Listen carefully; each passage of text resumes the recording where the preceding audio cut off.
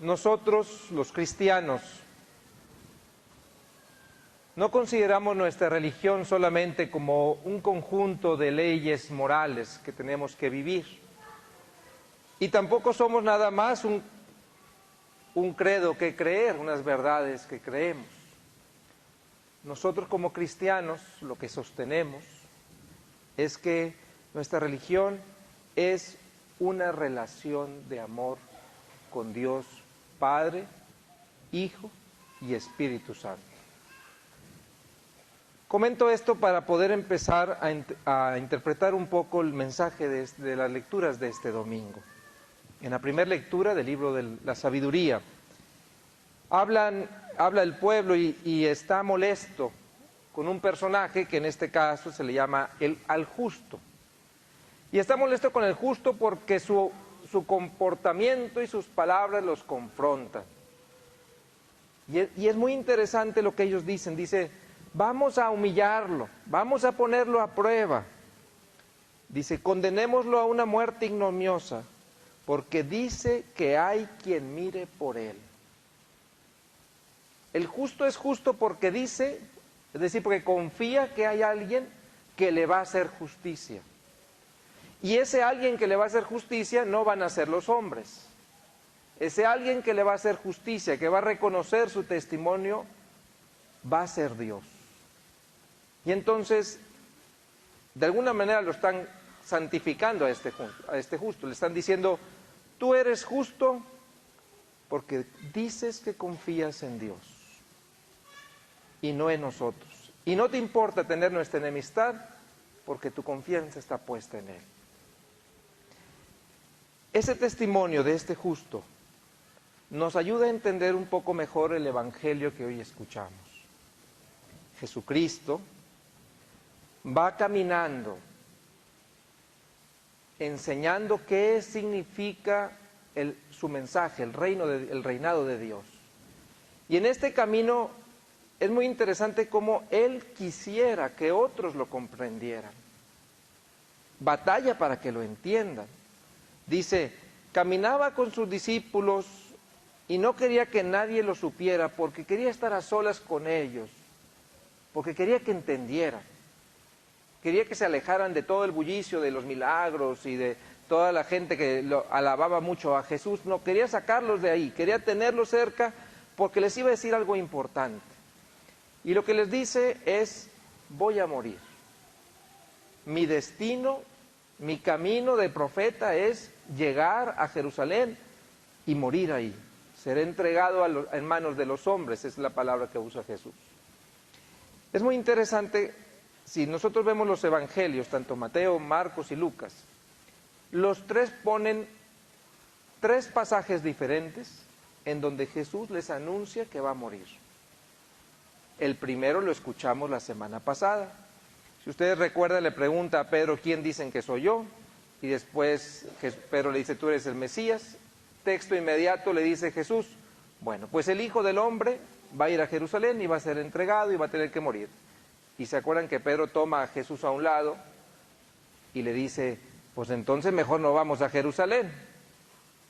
Y ya recordarán ustedes el resto de la historia, ¿verdad? Eso fue la semana pasada. Esta semana escuchamos el segundo anuncio, donde Jesús les vuelve a insistir, voy a Jerusalén y en Jerusalén voy a morir. Y fíjense lo que dice el texto, dice, pero ellos no entendían aquellas palabras y tenían miedo a pedir una explicación. ¿Por qué? Porque esa parte del mensaje no les gustaba. Las parábolas bien bonitas del sembrador y la semilla, eso sí explícanoslo, ¿no? Y que si las parábolas sobre aquel hombre que tiene que perdonar, sí explícanoslo. Y si quieres te acompañamos a hacer más milagros de multiplicación de los panes, cuantos quieras, ¿no? Pero cuando Jesús les dice, este camino pasa por la prueba de la cruz, entonces los discípulos se pusieron a discutir quién era el mayor, quién era el mejor amigo de Jesús, quién era el que se iba a quedar con el poder. ¿Se fijan cómo el evangelista nos transmite, por segunda ocasión, que los discípulos no entienden a Jesús? Jesús les muestra un camino y ellos quieren otro. En el último pasaje de la narración de la pasión, tampoco van a entender. Jesús les anuncia la pasión y texto inmediato, Santiago y Juan se acercan con él y le dicen, Señor, quisiéramos que nos concedas un favor. Queremos sentarnos a tu derecha y a tu izquierda. Y Jesús les contesta, si supieran lo que están pidiendo. Entonces, estos tres testimonios nos hacen entender lo difícil que es a veces para nosotros los cristianos, no solamente para los discípulos, incluso para nosotros los cristianos, lo que nos está enseñando Jesús. Jesús va a Jerusalén y les dice, voy a morir. ¿Por qué sigue yendo a Jerusalén? ¿Es un suicida? ¿Que quería matar, o sea, eliminar su vida?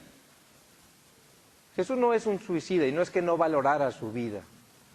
Jesús no deja de caminar hacia Jerusalén, sabiendo incluso que a lo mejor lo iban a matar, porque su misión no estaba puesta en manos de los hombres, estaba puesta en manos de Dios. Y su misión era dar testimonio en el centro de su religión, que era Jerusalén, de que Dios estaba con ellos. Y de que como estaban llevando las cosas, no era la manera correcta. Y entonces dice, yo tengo que cumplir mi misión, y a lo mejor, lo más seguro es que me maten. Hay varios signos que le hacen entender eso a Jesús. Como el que le digan que es un endemoniado, como el que le digan que es un blasfemo, todos esos signos hacen entender a Jesús que pronto lo van a matar. Pero no deja de anunciar su mensaje, porque su mensaje está confiado en Dios y no en los hombres. Él no quiere la gloria de los hombres, Él quiere la gloria de Dios. Así como el justo de la primera lectura, ¿no? Por eso Jesús les va a decir, si ustedes quieren ser los primeros, sepan ser los últimos. Y ser los últimos no es hacerte menos. Ser los últimos no es, no, yo soy bien menso y no puedo hacer nada. Eso no es ser el último, ¿eh? Ser el último significa entender que toda tu vida tiene sentido cuando la entregas a los demás y no cuando te pones a recibir. Toda tu vida tiene sentido, lo dice después, cuando eres el servidor de todos, cuando tu vida está volcada en ser testigo del amor que Dios les tiene a ellos.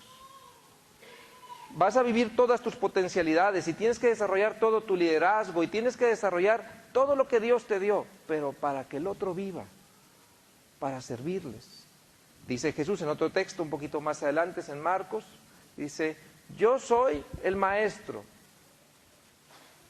yo soy el Mesías y estoy entre ustedes como el que sirve. Así tendríamos que entender nosotros nuestra misión en la vida como cristianos. No como aquellos que confiando solamente en nuestras fuerzas o confiando solamente en lo que los demás nos reconozcan, vivimos para que nos reconozcan. No, nosotros vivimos para Dios y confiamos solamente en Él. Muchas veces nos pasa como a los discípulos, no entendemos. Cuando vemos la cruz le sacamos la vuelta. Cuando viene la prueba empezamos a llorar y le decimos, Señor, quítanos esta prueba de encima. Pero Jesús lo anunció claramente. Quien quiera confiar en Dios y no en los hombres, se va a topar con la cruz. Quien quiera vivir sirviendo, se va a topar con la cruz.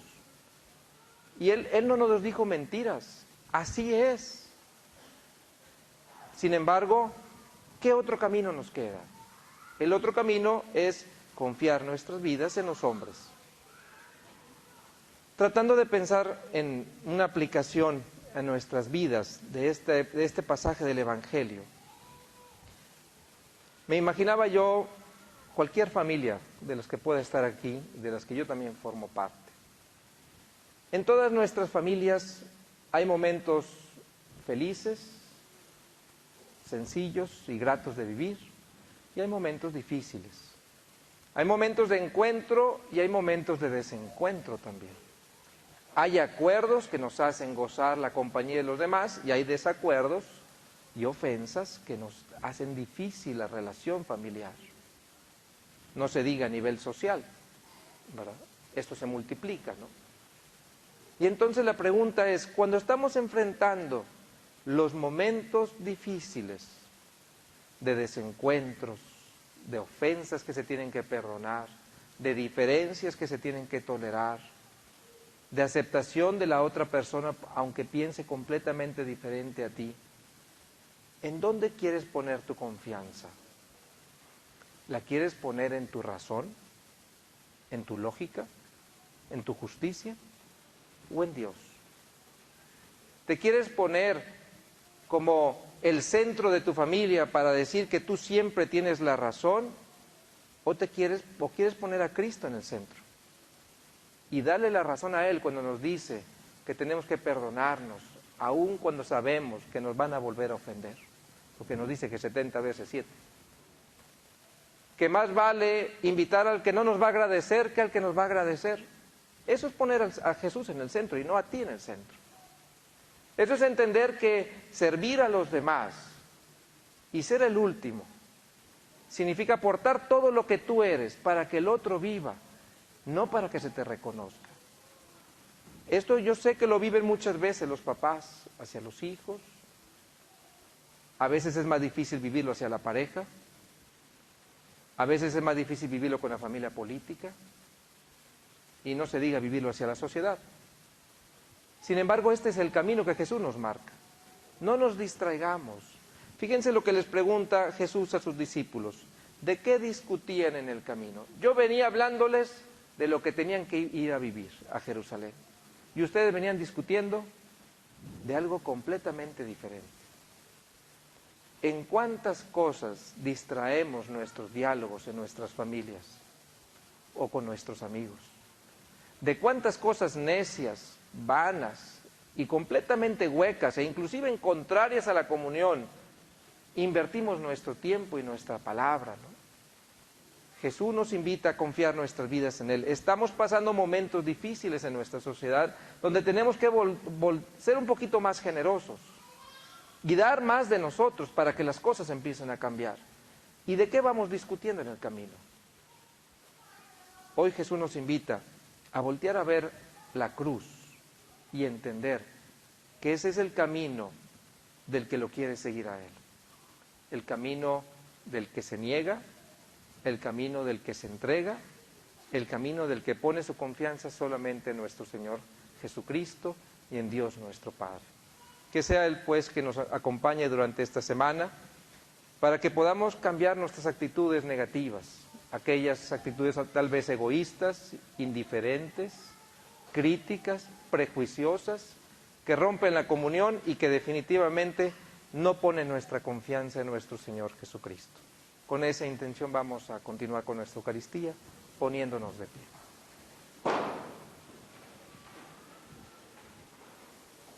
Hermanos, ¿creen ustedes